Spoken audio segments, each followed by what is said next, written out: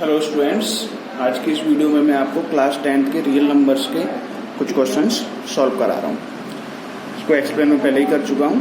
Using equal division lemma to find the HCF of 138 and 225। इसमें हमें क्या करना होता है स्टूडेंट्स, पहले तो हमें नॉर्मल डिवीजन मेथड से हमें इसका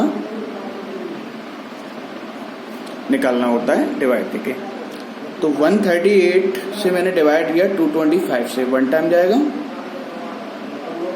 ठीक है। 15 में से 8 गए तो 7 बचे, 11 में से 3 गए तो आपके 8 बचे, ठीक है, एंड 0।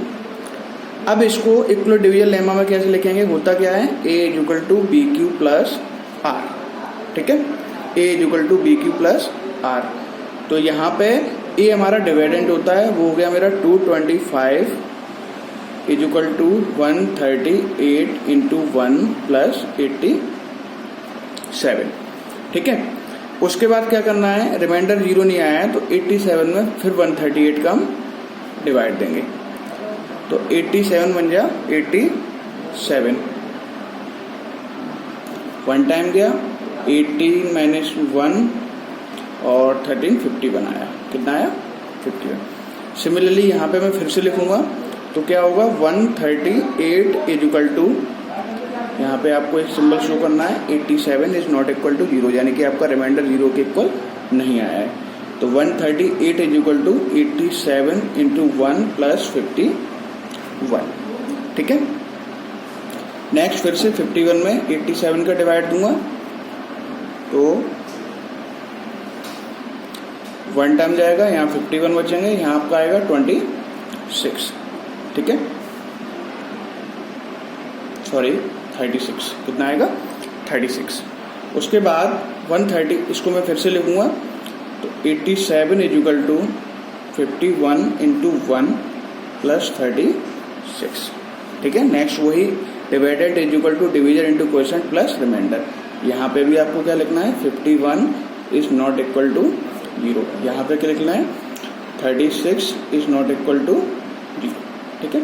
अब 36 में 51 का डिवाइड दूंगा तो आपका कितने टाइम जाएगा, 1 time,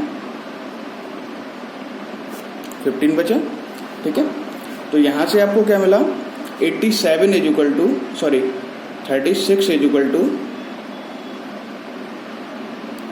sorry 51 is equal to 36 into 1 plus 15, ठीक है।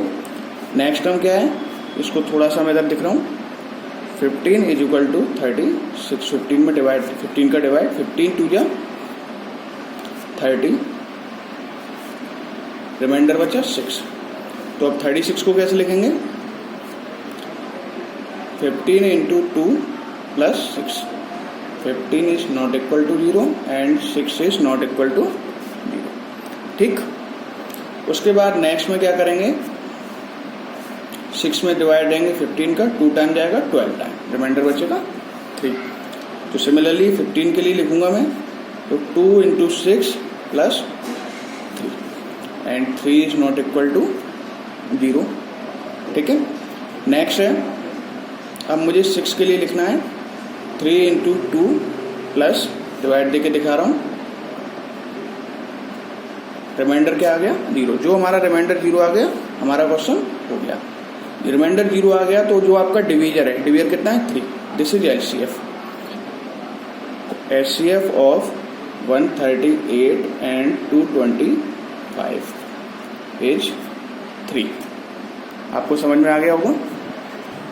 नेक्स्ट क्वेश्चन है आपका, express the number as a product of its prime factors, यानी कि आपको प्रोडक्ट में नंबर डिवाइड करना है। तो हम सिमिलरली क्या करेंगे, सबसे पहले इसके प्राइम फैक्टराइजेशन से फैक्टर करेंगे। 2 से डिवाइड देता हूँ तो मेरा 70 टाइम जाएगा, फिर 2 से देता हूँ तो ये 35 टाइम जाएगा, फिर 5 से देता हूँ तो ये 7 टाइम जाएगा, फिर 7 से देता हूँ तो ये 1 टाइम जाएगा, ठीक है।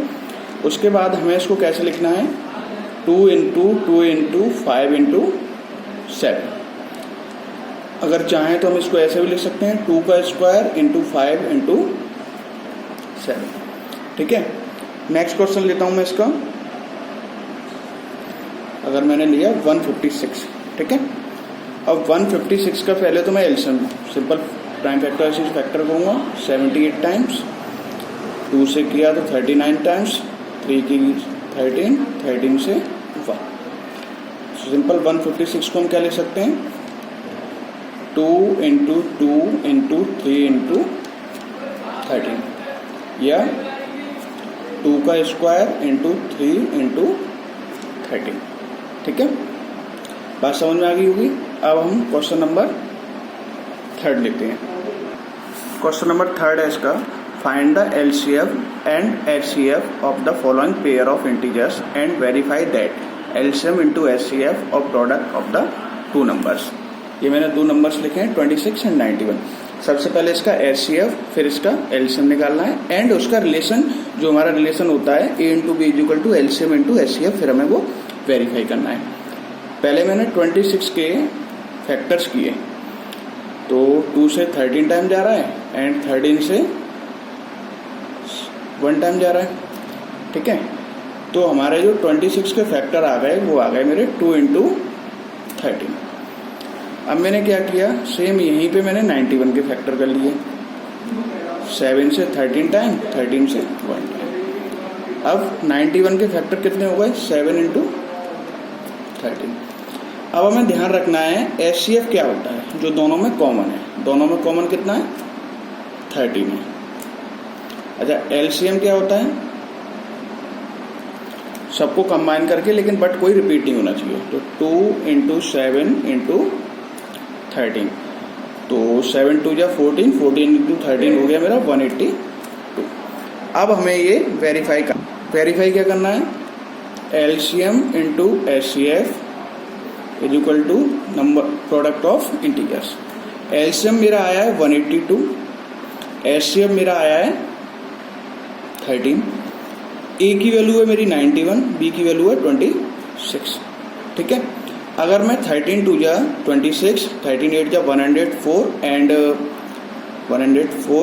2 106, 13 1 जा 13 एंड 10, ठीक है। 26 1 जा 26 की 6 कैरी 2 बचे, 26 9 जा 234 and 236। Left hand side and right hand side मेरी इक्वल आ रही है, ये मुझे वेरीफाई करना है। तो ये मेरा क्या हो गया, वेरीफाइड। नेक्स्ट क्वेश्चन है मेरा, given that HCF of 306 and 657 is equal to 9, find LCM. यानी कि 2 नंबर्स दे रखे हैं मुझे, ए इज इक्वल टू दे रखा है 306 and B is equal to दे रखा है 657 एंड एचसीएफ दे रखा है दोनों का, कितना दे रखा है, 9। अब मुझे निकालना क्या है, एलसीएम। मेरे पास रिलेशन क्या होता है,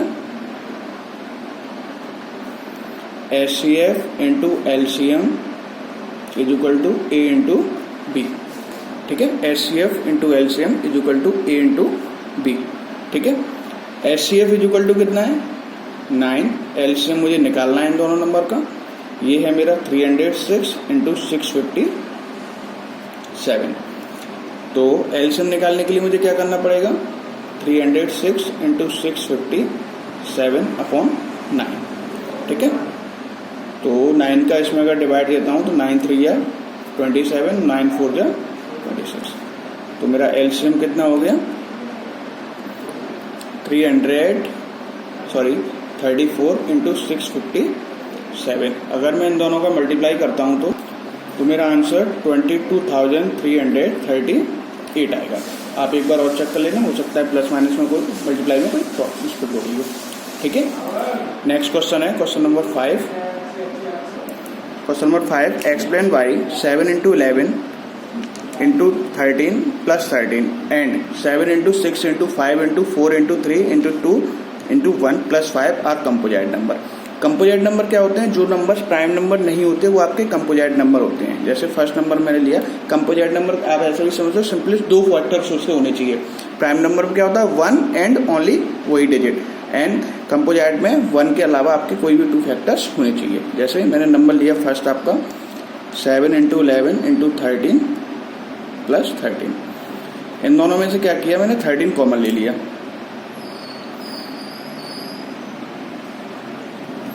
तो ये हो गया 13 77 प्लस 1 13 इंटू 78। सेकेंड पार्ट मैंने क्या किया,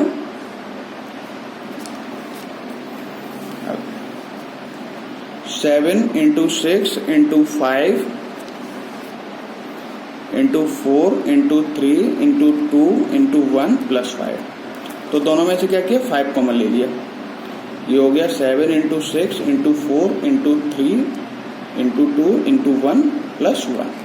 ठीक है, 5 तो अपनी जगह रहा।